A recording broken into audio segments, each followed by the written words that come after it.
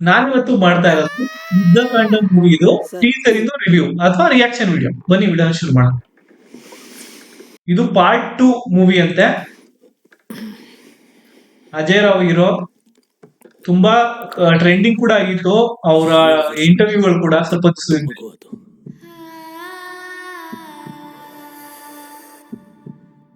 ಅವಳಿಗೆ ಮಾಡಬಾರ್ದನ್ನ ಮಾಡ್ದವನು ಆರಾಮಾಗಿ ಓಡಾಡ್ಕೊಂಡಿದ್ದಾನಂದ್ರೆ ಕಣ್ಣಾರೆ ನೋಡ್ಕೊಂಡಿದ್ದು ಯಾವ ತಾಯ್ತಾನೆ ಸುಮ್ಮನಿರ್ತಾಳೆ.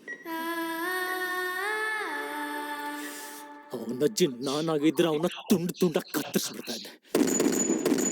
ಆದರೆ ಸಮಾಜದ ದೃಷ್ಟಿಯಲ್ಲಿ ಆ ಜಾಕಿನೂ ಕ್ರಿಮಿನಲ್ಲೇ, ಆ ನಿವೇದಿತಾನು ಕ್ರಿಮಿನಲ್ಲೇ. ಚೆನ್ನಾಗಿದೆ, ಒಂಥರ ಎಮೋಷನಲ್ ಟಚ್ ಕೊಟ್ಟಿದ್ದಾರೆ. ಮಗು ಸೆಂಟಿಮೆಂಟ್ ಎಲ್ಲ ಚೆನ್ನಾಗಿದೆ, ಹೆಣ್ಮಕ್ಳು ಸೆಂಟಿಮೆಂಟ್. ನಾನು ವಾದ ಮಾಡ್ಬೇಕಂತ ಇದ್ರೆ ಎಲ್ರು ಆ ಹೆಣ್ಣಿನ ವಿರುದ್ಧವಾಗಿ ನಿಂತಿದ್ದಾರೆ. ನೀನೇ ಹೇಳು, ನಾನು ಈ ಕೇಸ್ ತಗೋಬೇಕಾ ಬೇಡವಾ? ತಗೋಬೇಕು ತಾನೆ? ತಗೋಬೇಕು ತಾನೆ?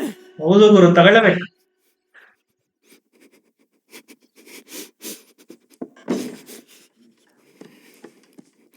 ನ್ಯಾಯದ ಪರ ಸತ್ಯದ ಪರ ಒಂಥರ ಮಾತಾಡ್ತಿರೋ ಥೀಮ್ ತರ ಇದೆ ಮೂವಿ.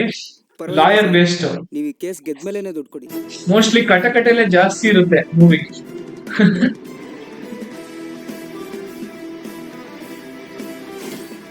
ಕ್ರೇಜಿ ಗುರು, ನನಗಂತೂ ತುಂಬಾ ಇಷ್ಟ ಆಯ್ತು. ಇನ್ನ ಏಪ್ರಿಲ್ 18 ರಿಲೀಸ್. ಇವತ್ತು ಏಪ್ರಿಲ್ ಇನ್ನ 8ನೇ ತಾರೀಕಿನ 10 ದಿವಸ ರಿಲೀಸ್ ಇದೆ ಮೂವಿ. ಎಲ್ಲರೂ ಹೋಗಿ ಥಿಯೇಟರ್ ಅಲ್ಲಿ ನೋಡಿ. ಚೆನ್ನಾಗಿದೆ ಮೂವಿ, ನನ್ಗಂತೂ ಇಷ್ಟ ಆಯ್ತು. ಜಾಸ್ತಿ ಕೋರ್ಟ್ ರೂಮ್ ಡ್ರಾಮಾ ಅಂತ ಕರೀತಾರೆ ಇಂಥ ಮೂವಿಗಳಿಗೆ, ಆ ತರ ಇರುತ್ತೆ ಈ ಮೂವಿ ಕೂಡ. ಕಟಕಟೆಲೆ ಜಾಸ್ತಿ ಇರುತ್ತೆ, ನ್ಯಾಯಾಲಯ ತೀರ್ಪು ಕೊಡೋದು ಹೇಗಿರುತ್ತೆ, ಯಾರ ಕಡೆ ತೀರ್ಪು ಹೋಗುತ್ತೆ ಅದ್ರ ಮೇಲೆ.